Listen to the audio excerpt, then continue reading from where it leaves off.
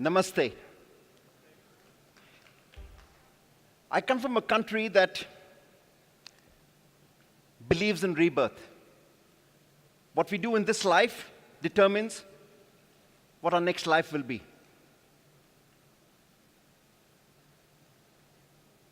I'm going to bring up a picture of two people who've taken the time to define today. Do you have a picture with the two of them? Does anyone here have a picture with the two of them? No, right? We are all here because of Bunyat and Asil. And before we do anything else, let's just stand up and give them a round of applause, a standing ovation for what they put together.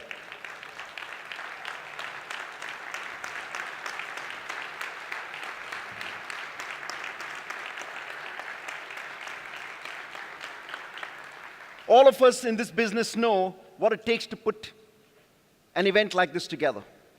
We do it for a living. We know what it takes.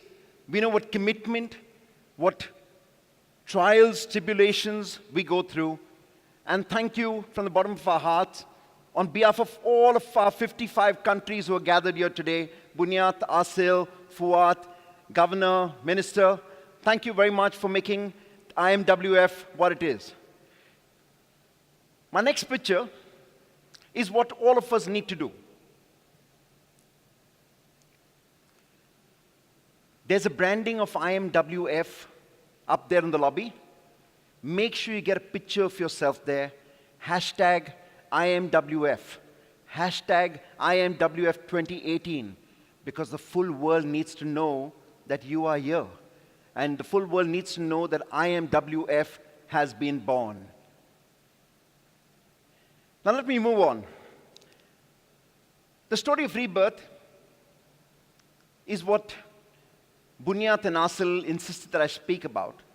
And they said that we want you to talk about your company's story. It's the one topic that I'm most uncomfortable talking about. It's a story that is not my story. It's a story that belongs to everyone who's worked for Wizcraft, worked with Wizcraft, and really it's a story that belongs to everybody. And it's always a story that humbles me.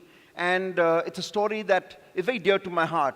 And if I do get a little emotional now and then, please forgive me. When you talk about rebirth, a seed needs to lose itself for a sapling or a plant to be born. A caterpillar loses itself 5 times over for the beautiful, marvelous butterfly to fly.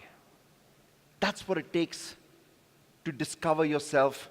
That's what it takes to be beautiful and really fly. Find wings.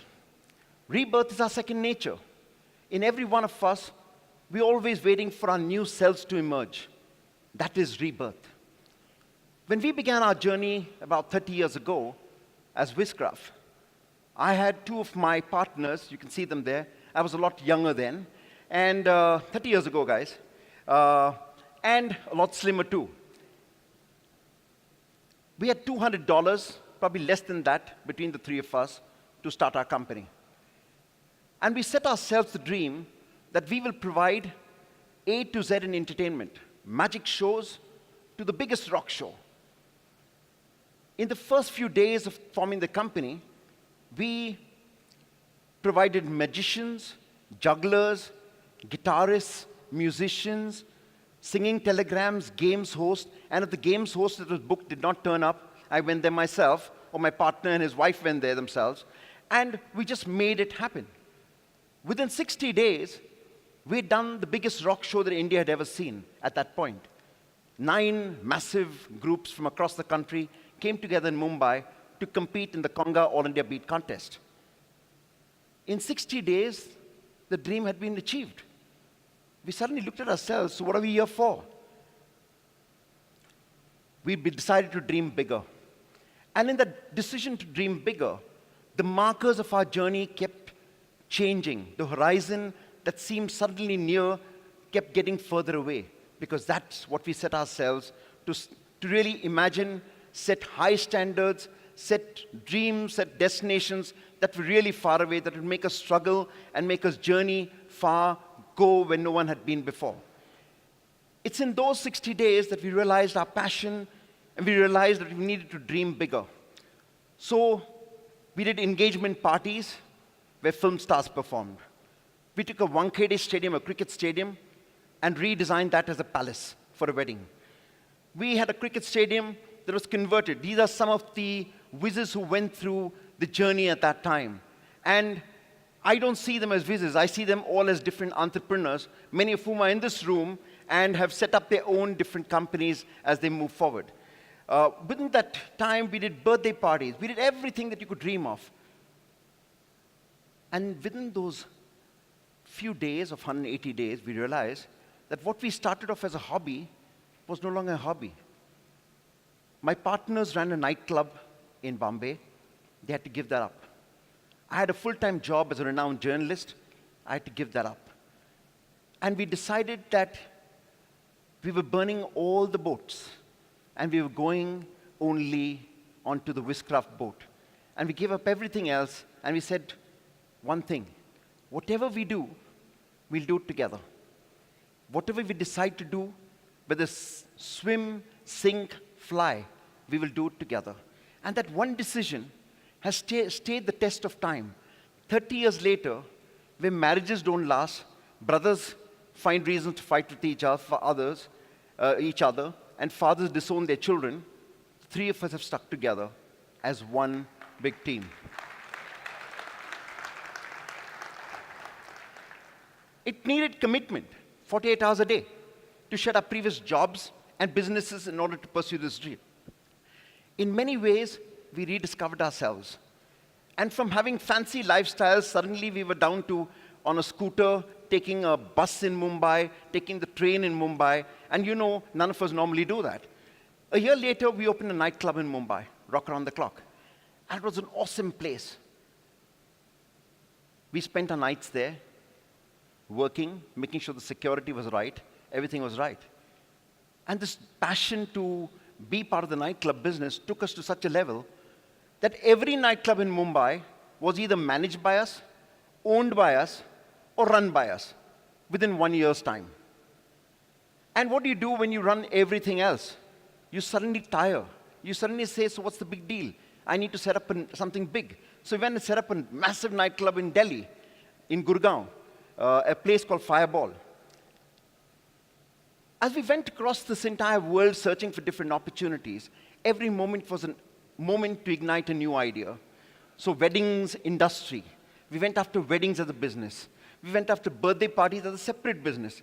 Singing telegrams, arriving at someone's house at 12 midnight or 6 in the morning to sing happy birthday. Or just say happy IMWF. And concerts, award ceremonies, dance champions on tour, all kinds of things we did. Anything was a great business idea, and everything was the first off the block. Stefan, one of our first product launches was the launch of Philips Moving Sound, which was your product range to combat Sony's Walkman. And that happened in India. And our next launch, massive one, was the launch of Pepsi in India. So we were right at the beginning of it all. 2 years into the business, we got our big break. Our big break was, at that particular point, the biggest event that took place in India was the Filmfare Awards. The second biggest event was the Femina Miss India. And if you could manage those events, they were only managed by the Times of India group. It's the largest media house in India. If you could manage those, you would be recognized as the #1 event company from India. For the next 10 years, we worked with the Times of India group to build these properties as live television events, massive. Working with them, we got the chance to dream big, execute big, execute at scale, dream as large as we wanted, and it happened, because dreams did happen. During this particular period, something interesting happened.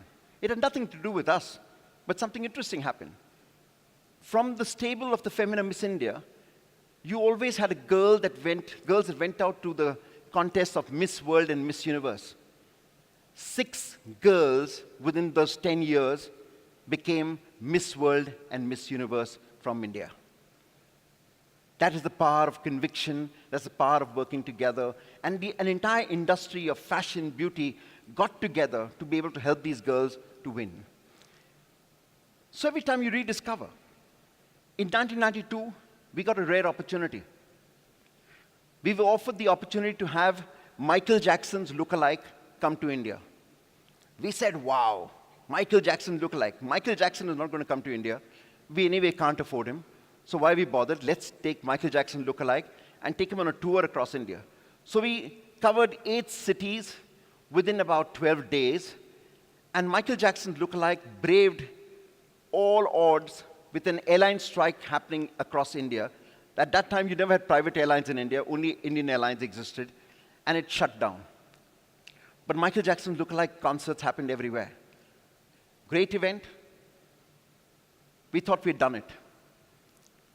4 years later, 1996, the impossible happened. Michael Jackson's management asked us, can you do the Michael Jackson concert in Mumbai? Before they were off the line, we were booking tickets and rushing to LA to work on the contracts. We worked on the contracts, and we were the only mad people in the Michael Jackson concert business who said that Michael Jackson wants to come to India. One, I want a video that tells us that he is coming to India. So they said he never does videos unless everything is signed, contracts are done. We said, we don't know. We're not going back to India, and we're not going to announce that Michael Jackson's concert is happening in India unless he says it on video that I'm coming to India. So we wrote out his lines in Hindi, and Michael Jackson was recorded on a videotape that we played at our press conference in Mumbai, saying, "Main India aa raha hu." I am coming to India. And with that, it just broke all the media, broke everything. And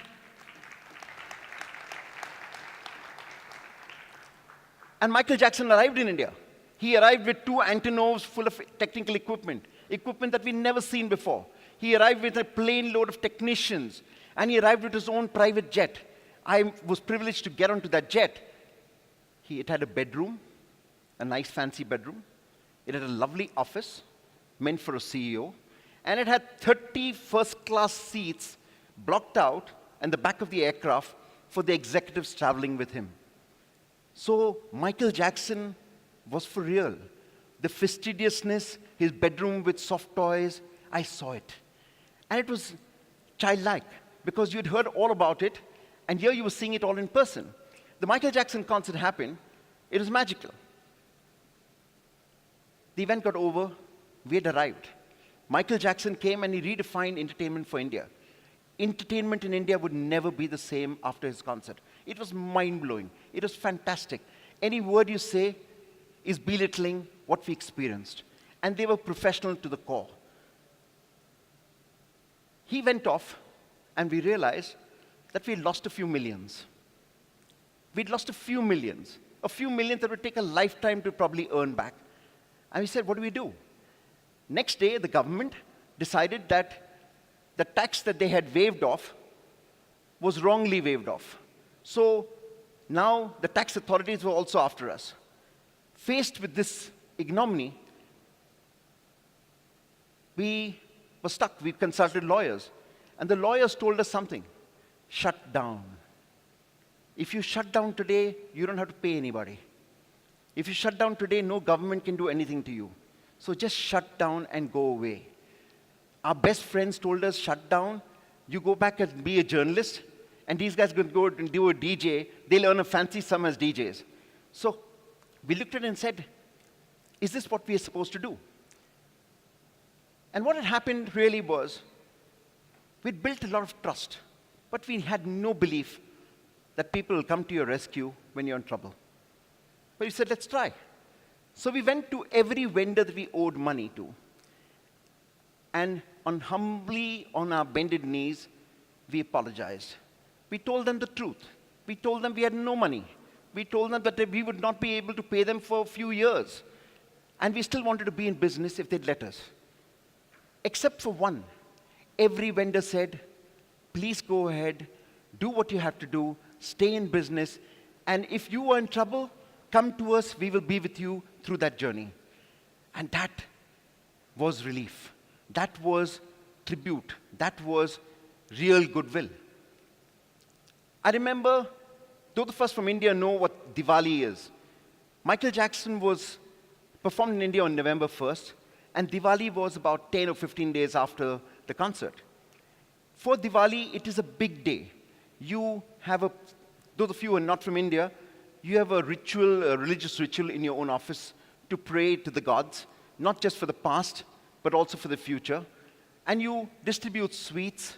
The staff who work in your office, you make sure they get their salary well in time so that they can celebrate. And they're also given a bonus earning at that particular point from the management. Because not only should they be celebrating, but their family should celebrate. What do you do when you have no money? What do you do when you are completely the subject of doom and gloom? In comes one of our vendors who we owed a lot of money to. And he came with his wife and family. And he said, I brought the puja saman, I brought the material for the religious puja. I want to do the puja in your office first before I go to my own. Not only did he do the puja in our office, but he also went on to give every one of our staff members an envelope with cash in it saying Happy Diwali. And that, for me, is the ultimate tribute for what we represented or what probably people thought we were. It was an ultimate tribute to belief. I can never probably live up to the expectations of that gentleman. I probably would never be able to fulfill what he asked. But that day, he made us feel on top of the world. He made us feel special. And it's that special feeling that I'll never forget for the rest of my life. Needless to say, everything happened. Hard work happened. And in a few years, all bills were cleared. But with Michael Jackson under our belt, we were not just the #1 company in India. We were among the #1 or top companies in the world. So we began doing work in India.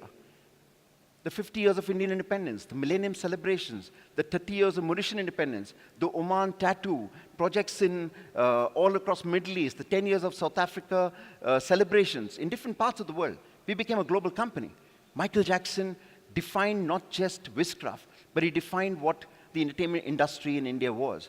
And so I hear sometimes how people got married telling their parents that we do the work that Wizcraft does, because Wizcraft became event management. It became the company that defined event management. And from 1988 to 2000, we were the helm of every major event. We redefined ourselves every day. We went up there and set the bar higher. Every time we went there, we set the bar even higher. Not for the world, but for ourselves. Because we believed that every time we got a chance, it was our last chance. It was the moment that people will remember us for. And all of this went on with the Filmfare Awards, Feminars, etc., right up to 2000. And 2000 became a defining moment. And the reason why I'm saying these are defining moments, because in your own life, you will find these defining moments. You will find moments when you stop and say, today is the beginning of the rest of my life. There are moments in your life when you'll forget everything you've done, and you'll say, that is only the base. I'm going to stretch myself, I'm going to set a new target, and I'm going for it all over again. This happened to us in 2000. It was the year of the millennium. It was the time when Sabir Bhatia sold Hotmail for 100 million. It was the time when Indians appeared in the rich list in the UK and the US. And India was beginning to show its might on the world stage, economic might. We decided that we would stop doing film awards in India. We decided that we will stop working for anyone else. And these were the biggest events. We said, we won't do it. Let others do it. We will set up our own film awards, and we will not set it up in India. I remember that first night when I addressed that press conference.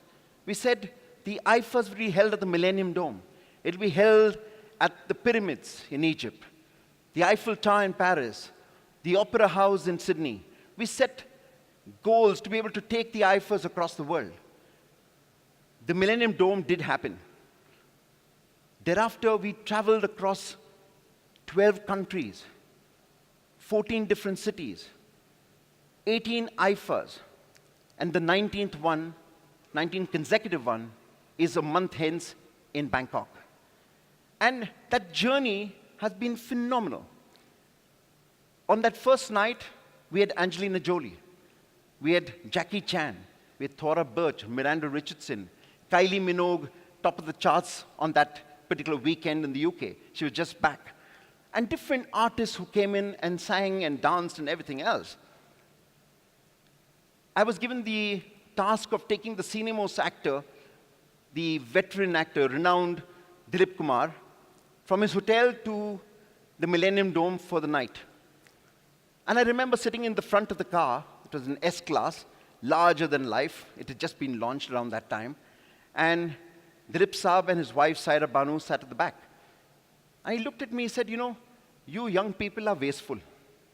So I wondered, why was he telling me the wasteful? Here was I hosting him in London. Who does that for anybody? And he tells me I'm wasteful. He says, you know, you made me and my entire family travel all the way from Mumbai to London only to go up on stage to present an award to a man who lives 3 minutes from my house in Mumbai. It was Sunil Dutt, literally his neighbor. And the ignominy of it, or the stupidity of it all, or the craziness of it all, hit me at that moment.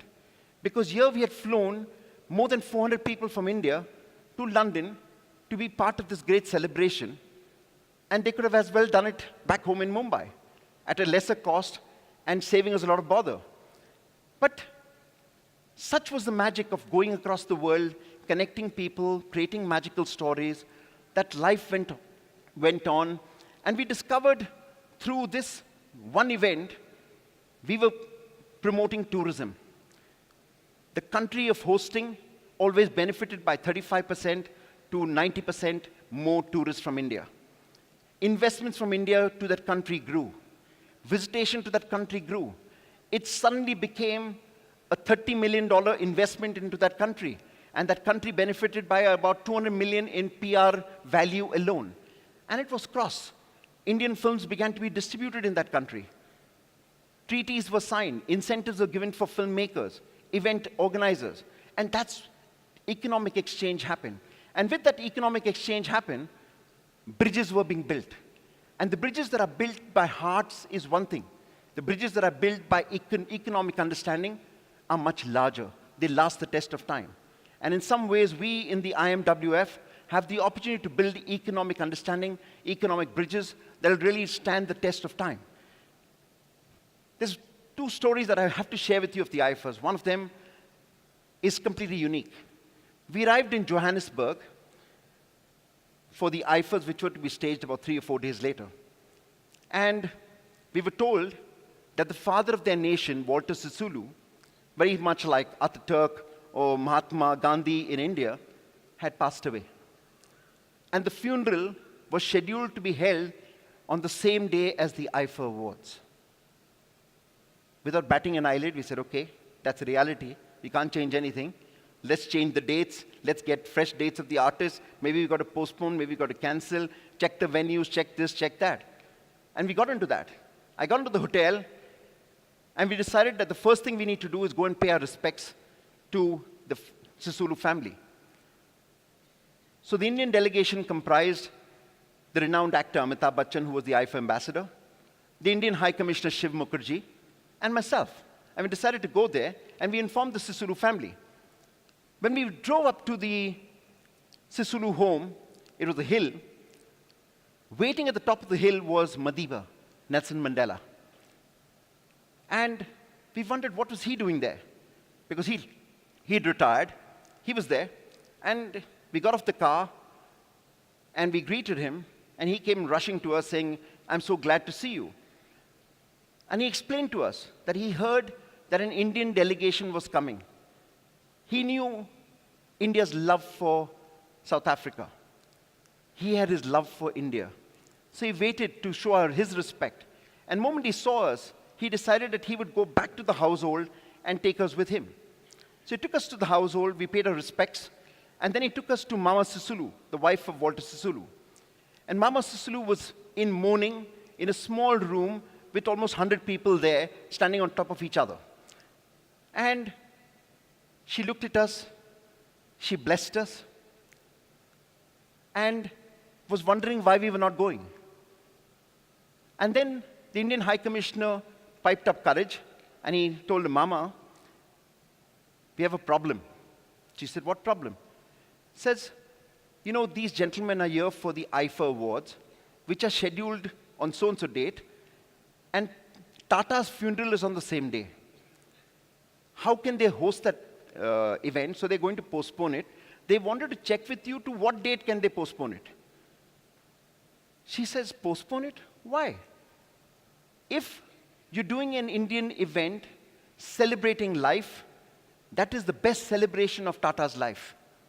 Tata loved India, and we must make sure that this event happens on that day, and every freedom fighter, tell Mac Maharaj, tell so-and-so, she rattled a whole bunch of names, many of whom I don't remember now, and said they must all attend, because when they attend, they will be showing Tata's love for India.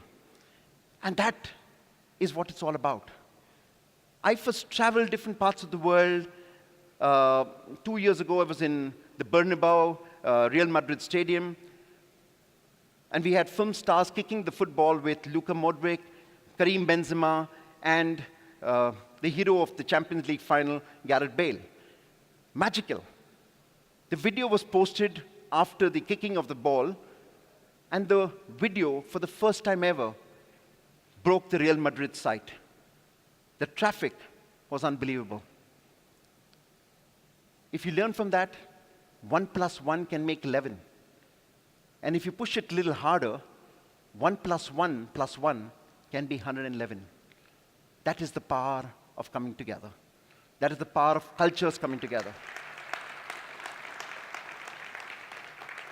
Last year, we received a unique honor for IFA. We were in New York, and we're not listed on the stock exchange there. We have no plans at the present moment. And we were given the unique honor of ringing the closing bell. And imagine standing out there at the podium, ringing the closing bell, and then having your name and your IFA and your company name being blasted and projected on the screens of Times Square. And not just for 5 minutes, not just for one moment, like it's out here, but for a full 12 hours. The full world watched. And here I come to my last story. India hosted the Commonwealth Games in 2011. It's a great moment. Every country vies to host the Olympic Games, vies to fight for the Commonwealth Games. India had won its moment of glory. But that moment of glory and the lead up to the Games was shrouded with complete controversy. Bribery scandals, jobs not being done on time, politicians fighting about what they fight about, and all of that. And in that entire mood, the entire country's morale was really down. And we were left to that opening evening when everyone gathered in the Jawaharlal Nehru Stadium, full house, and waiting for the opening ceremony to start. And if you look at the visual behind me, you'll probably find there's a balloon. And that balloon is almost on the ground. That balloon was supposed to be flying. Everyone out there was wondering, when is it going to happen? It's about to start. Or like any other Indian event, it'll be late. And the countdown began. And when that countdown began, the balloon rose. And when the balloon rose, you could feel the hopes and pride of a nation rise. You could feel perceptibly in that stadium that you had given hope. And it is not about that event. It's about what opportunity each one of us has every day in the work that we do. We have an opportunity to dream big. We have an opportunity to be responsible. We have an opportunity to know the journey that we want to go to. We have an opportunity to change the world every time we are out there. The enemies we create are the friends that we're going to miss. Our last event is what we'll be remembered for. Most important, every time you get an event, it is an opportunity to change the world. I've always believed in the business that we are. We have opportunity and we have glory. We are also invested with the responsibility to use our resources to bring the world closer together. Every time we can bring the world closer together, be it marriage, be it mice, be it culture, the respect we show to each other, all of that is extremely important. The real test of what we do will never be on our balance sheets. The real test will be on the legacy that we create and leave behind. We have the opportunity in the magic wand. We can change it. I visited Antalya, and I met Minister and the Governor at the behest of Bunyat and Asil for the World Tourism Forum little more than a year ago in Antalya itself. At that time, our Event and Entertainment Management Association forged a relationship with Inventim Global to bring the EMA Global Leadership Retreat to Antalya.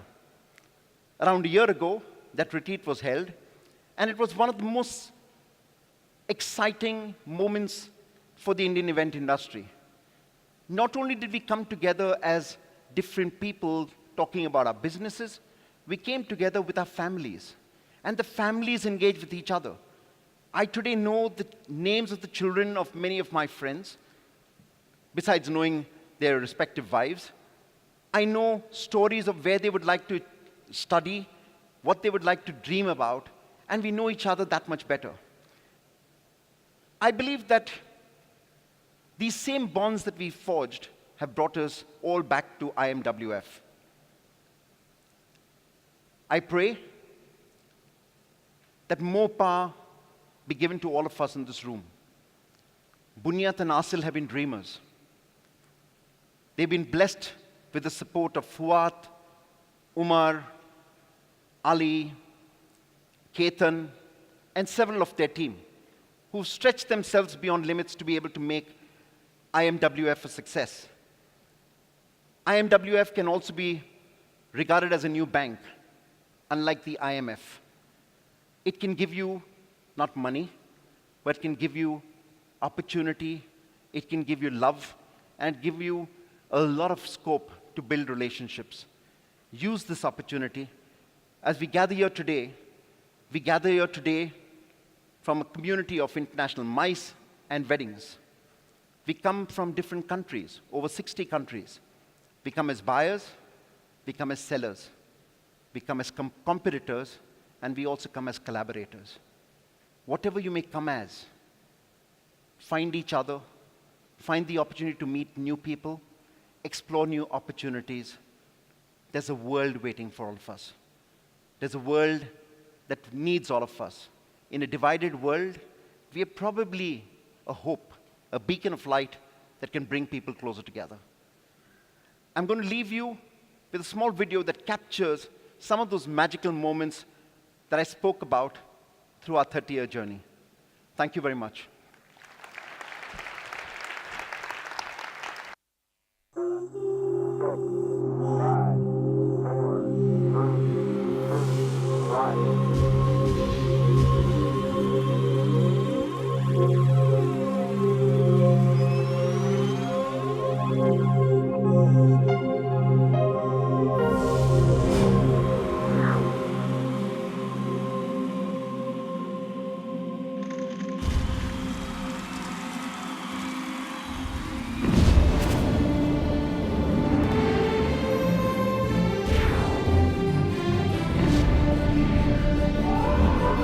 Experience the extraordinary.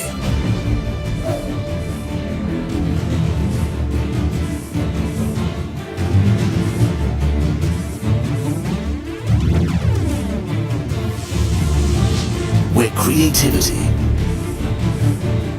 meets technology. When ideas meet innovation.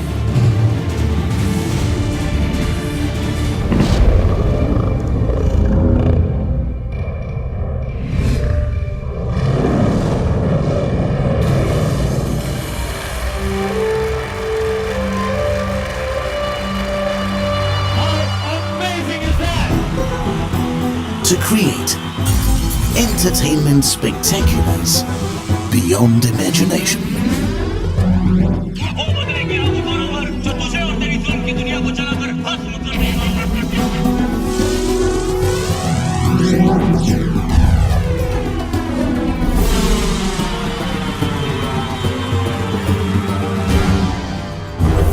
Magical moments.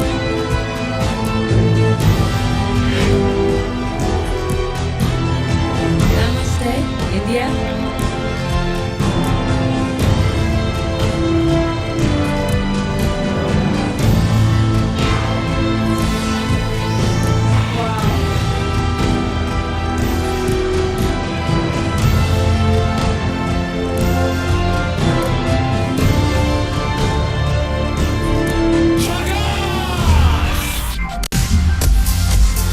Electrifying experiences.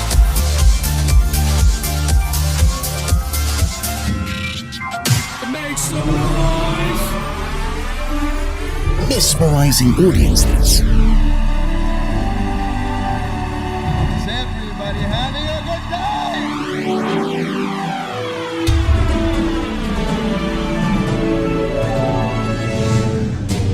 Unifying communities.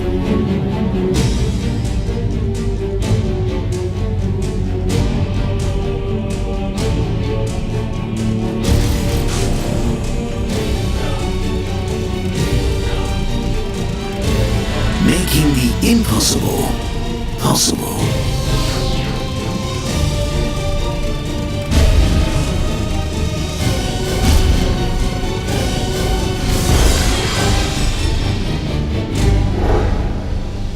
Wizcraft. Believe in the power of dreams.